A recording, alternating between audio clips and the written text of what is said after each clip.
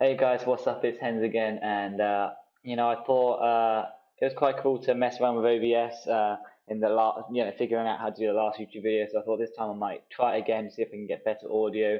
Um, Obviously, last time I fucked up my editing a little bit. I made the video actually half size. I don't know if you guys noticed, but if you ever tried to full screen it, you definitely would have noticed that. So big black box around the outside of the whole picture. So it's a bit of a shame. But this time I feel like I'll give it a slightly better shot.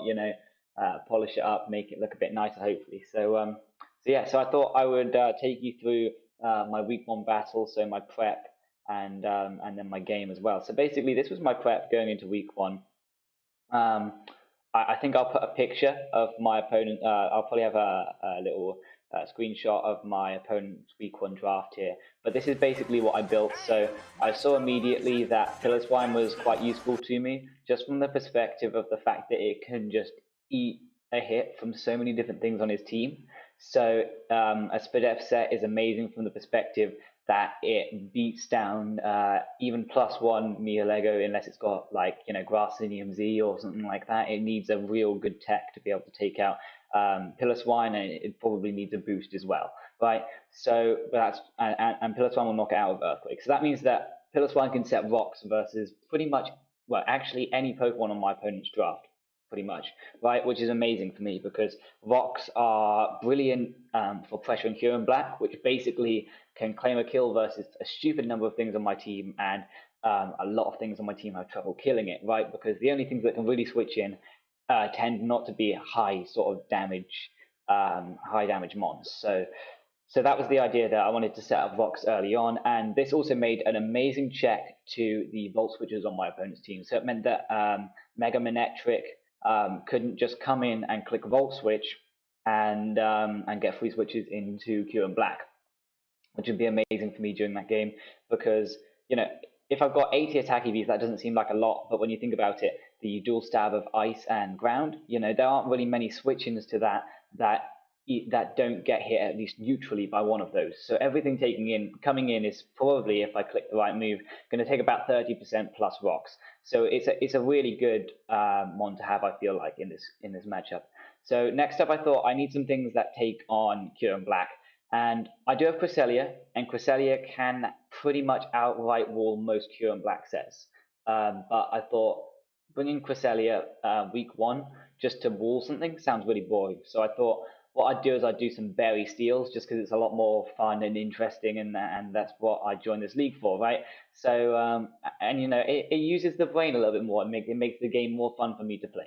So I came with a magneton tech first, and the idea was that with Sugar Berry and the max HP and the special defense investment, I could live pretty much any hit outside of a Z Focus Blast or a Life Orb Focus Blast from Pure and Black. And after Rocks, this modest 96 EV Flash Cannon will kill most forms of Pure and Black, pretty much all of them. And the great thing about this set is that I've EV'd it to outspeed, I believe it was Pillar Swine. I believe I EV'd it to outspeed. No, I think I EV'd it. I think I EV'd it to outspeed my a no speed Cresselia by 2 points, and that was because it was the next slowest thing on my draft that I thought that my opponent might EV their Scizor to, and it'd be nice if I could trap Scizor because if you look at the remaining two Mons on my team, these two can go absolutely freaking crazy if Scizor is gone. Right, a choice banded Scizor is going to be able to avenge both of these after they. I mean, if my opponent Zoru, I think it's a she. I think she's a she, but if she gets Vox up and chips Dragonite, a Choice Band and Bullet Punch will be able to knock it out, right? So, and obviously Choice Band and Bullet Punch is going to knock out my Mega Diancie as well. So obviously, I think it makes a lot of sense for me to be able to trap that because it makes these Pokemon a much bigger threat in the late game. So that was my idea with this. I wanted to trap and I wanted to potentially lure Cure and Black as well. So then I had Empoleon, and the idea with this Empoleon set was that my opponent firstly has two Intimidate users, so I can hit both of them relatively hard with a +1 Aqua Jet, especially with the 140 attack investment that I have here. That's basically just what I had left over after the benchmarks that I made. But also I've got Flash Cannon, and the idea with Flash Cannon was that Flash Cannon after rocks would be able to knock out Cure and Black once again. So it's another steel type move that knocks out Cure and Black. As you can see here, I get absolutely destroyed by a Badbury Berry, Cure and Black, which would be a bit of a shame. But you know, that was basically the idea with this set. So I decided I wanted to have lots of lures for Q and Black that could achieve other things on the team. So this is great as well because it gives me a secondary backup check to Nihilego. Any Nihilego that's not running sort of ZT Bolt or several boosts up is not going to be able to knock this out. That was the only sort of worry that I had in going into this, was that they were going to have a Z move that could knock out one of these three. Or they were going to be able to have techs that would allow them to beat all of these three. But when you look at the berries and, you know, sort of the bulk that these Pokemon have between them, they make great checks to both Cure and Black, and you know, my opponent's electric types as well. They make checks to, and they also make checks to my opponent's Nihilego as well. So you know, that's three Pokemon that are quite big threats to my team, immediately countered by three Pokemon as well. And these aren't really even, you know, my higher tier picks. So I get great value out of these as such, I feel like, in this game. And then Toxic I thought was a great pick just because my opponent has quite just a couple of Pokemon. I believe Vaporeon and Arcanine can spam recovery moves. So I'm talking like Morning Sun on Arcanine and also just Wish on Vaporeon. So I didn't want them to be able to basically hard warm me. I didn't want to have to go into something like Diancie or Dragonite to really dish out any kind of damage. I didn't want them to just be constantly coming in on Piloswine and Empoleon, and especially in Vaporeon's sense, I didn't want that to be able to just constantly come in and wish up the rest of his team. Especially when I have rocks up, a lot of my calcs involve rocks. So if my opponent's Pokemon are at full, and you know they don't take rocks chip because of the wish, a lot of my Pokemon might not be able to knock them out, which would be a big issue for me, you know, going into the game, really. So that's one thing. But I needed the support for those three Pokemon, right? Because aside from Piloswine, these two don't exactly switch like into a huge number of the things that they are specially meant to check. Basically, you know, if Cure and Black hits Magneton with 2 Earth Powers or 2 HP Fires, it's just going to fall over, right? And the same with Empoleon and the Volt Strike. However, Empoleon was made to be able to switch into, you know, like Ice Beams and that kind of thing as well, right? But that's besides the point. Silvally will pretty much eat any hit from most Pokemon on his draft and allow me to Parting Shot out. So you might think Flash Cannon's a bit of a weird choice. My opponent has Slurpuff. I didn't want Slurpuff just to be able to come in, set up a Z Belly Drum, and then get back all of his HP with Drain Punch from me. So I brought Flash Cannon because Flash Cannon forces my opponent to, if my opponent Z drums, if my opponent Belly Drums, they will, I believe they only live with a couple of % without me investing quite a lot in special attack. But also, if they Drain Punch me, I don't think I die to that. So that would mean that they couldn't Drain Punch and have to play Rough or Return, which would mean that Piloswine can come in afterwards and revenge with Ice Shard. So, or Empoleon can come in and revenge with Aqua Jet. So I wanted to make sure that I had like every Pokemon could check it. Like Piloswine can Earthquake into Ice Shard. Well, preferably it wouldn't come in on Piloswine because I'm a bit worried about what would actually happen if it did. But that's an example. It's obviously not going to be able to set up on Magneton because it's got Stab Flash Cannon, and Empoleon also Stab Flash Cannon. This has Flash Cannon as well, and then obviously it's not setting up on Diancie, and it's definitely not setting up on a Flyzy Dragonite, right? So that was the idea, that I really wanted to basically, I wanted to incorporate a check to Slurpuff that I could keep healthy in the event that Slurpuff is brought. But I also wanted the Parting Shot because Parting Shot is incredible in this game for me. If my opponent was, for example, to predict me to bring a not max speed Magneton and bring a fast Scizor, I could of course predict that. And if I bring Silvally, I can Parting Shot out into my Magneton, and my Magneton will then live Bullet Punch into a very strong fighting move. So I then don't have to worry about that, which is great. Like we're talking like this thing after a Parting Shot will live like superpowers. I'm not sure if it lives Z, but I think it lives Banded Superpower after the Parting Shot, which is pretty insane. So you know that's really cool. And of course it's brilliant for bringing in these two on Cure and Black as well. right? Because this will take sort of any one hit from Kieran Black, and then I can bring in the lure or whatever, or just like, obviously they'll probably suspect something's wrong if I bring in one of these on Kieran Black, but it means that, I can just, like, for example, if I go into Magneton, I can just Volt Switch, or with Empoleon, if they are to bring in Vaporeon on it, I can just Toxic.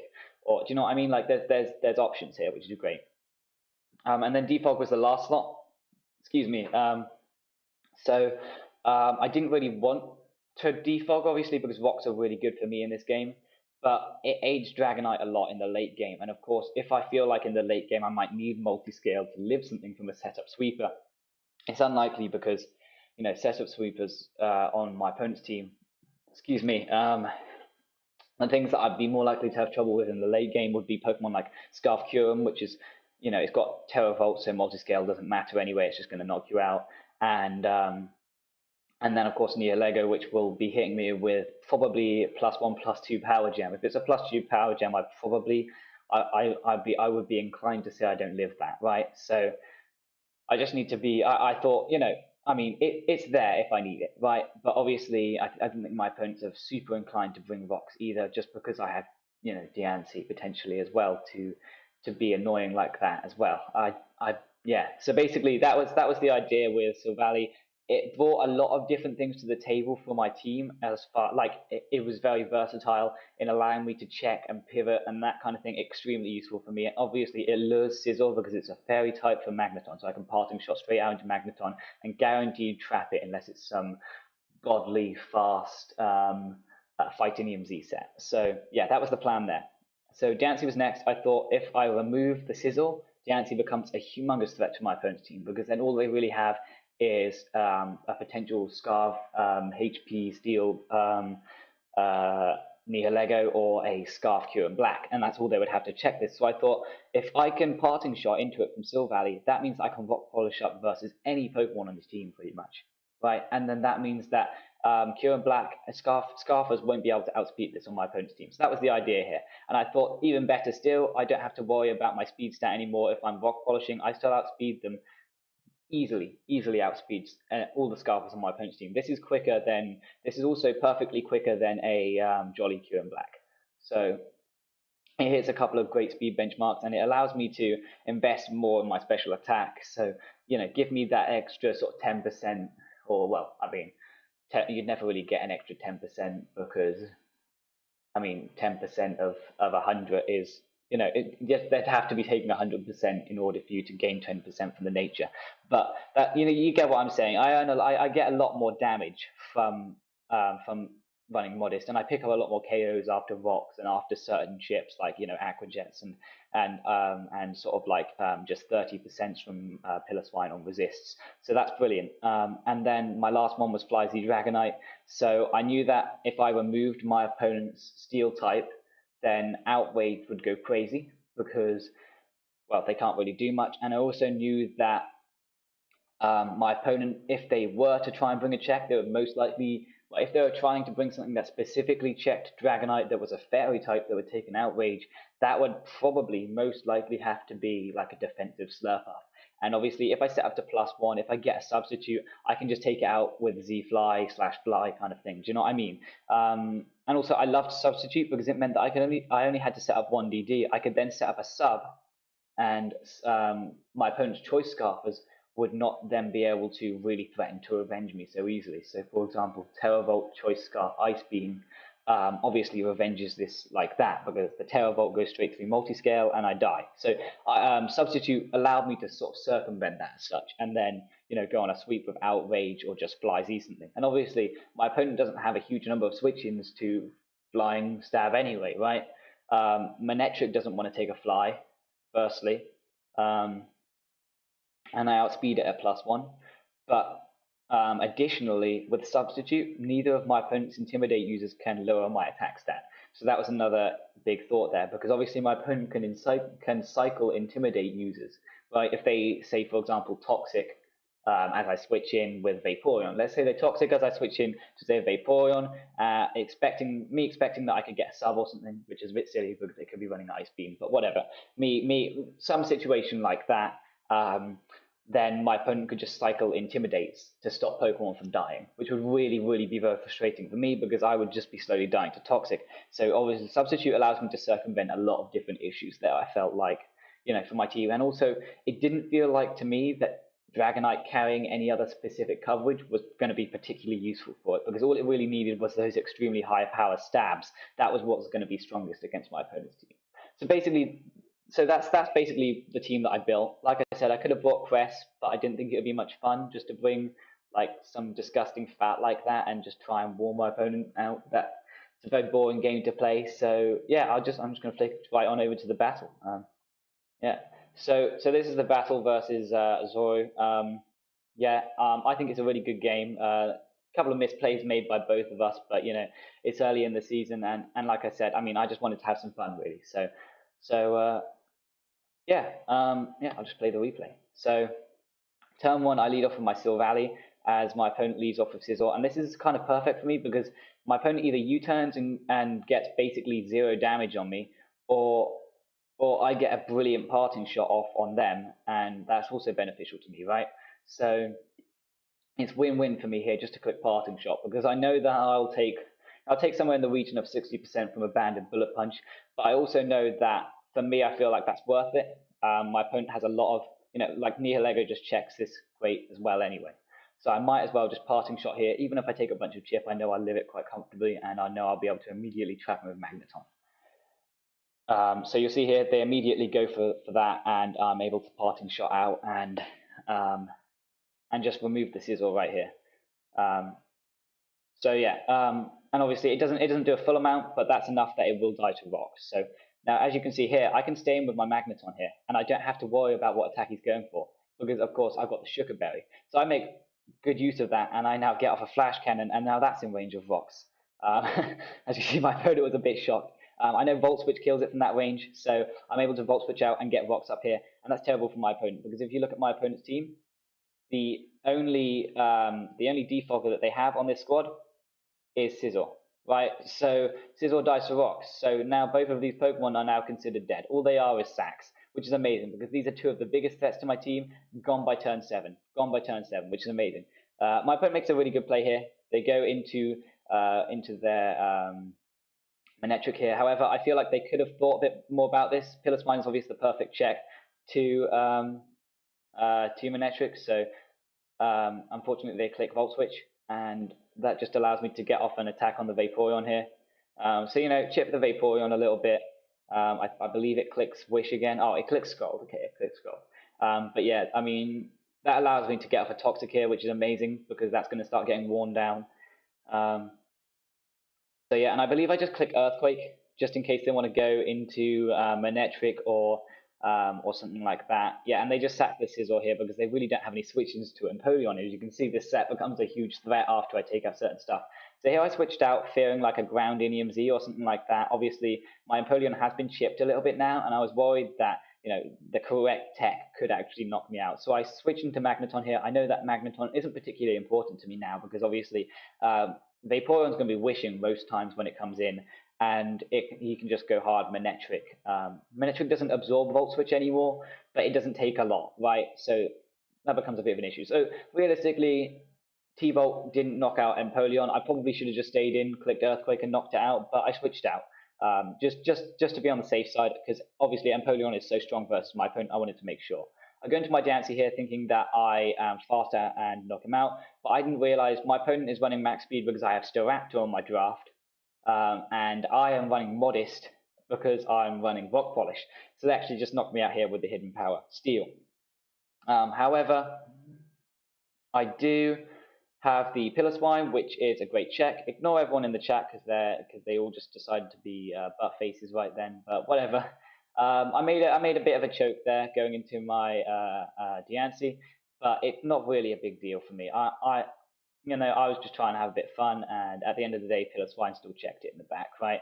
Like he would need to have Grassinium Z and his Life Orb, so So Piloswine, I just sack it here. Obviously, it is still quite good, but I believe it dies to a good roll on Overheat. So I was just like, I don't really need it anymore. So I parting shot out into my Dragonite, and that means that Flare Blitz can never break my sub. So I believe that allows me to, yes, sub here, which is great. So as you can see, sub comes into use, and I believe I just outrage here. So realistically, if I really wanted to win the game, I should have DD'd. But my thinking in not DDing there was that it can become frustrating. If he takes out my sub, he can begin to intimidate cycle, which is always a pain in the fucking butt, right? And of course, without parting shot, Arcanine can potentially, depending on its attack investment, break my sub with Flare Blitz or any other tech that it was running, right? So I thought I can still win this game even if I just click outrage here and just go for damage on stuff. Um, there is a bit of there's quite a lot of defensive investment on his Vaporeon, so he lives that and Ice Beams me. But he's taking Toxic Chip and everything, and obviously my Empoleon can just knock that out here. And then you'll see here, the Defiant Tech coming into play and Aqua Jet being able to take that Arcanine out there quite easily for me. So there we go. Yeah, I think that was quite a good game for me. I enjoyed it quite a lot. I got to use a lot of the cool techs that I made, and yeah, at the end of the day, the sort of tech sets with Magneton and Empoleon really allowed me to pull through in that game. Empoleon being impossible for my opponent to switch into with that more offensive set, and of course my more defensive Magneton being able to take on Cure and Black and not be forced to switch out there was amazing for me as well, because that allowed me to remove two huge threats to my team straight off the bat, which was that you couldn't ask for a better start to the game. So yeah, I hope you guys enjoyed. Tell me what you think in the comment section below. Yeah, and I just had a lot of fun. So yeah, I guess I'll be doing another one for my next battle. That'll be like done in the next week or so, I believe. So I think we had 2 weeks to complete the first battle. So I might have another week after this is uploaded till the next battle goes up. But yeah, I mean, yeah, that's basically it. That's my battle for week 1.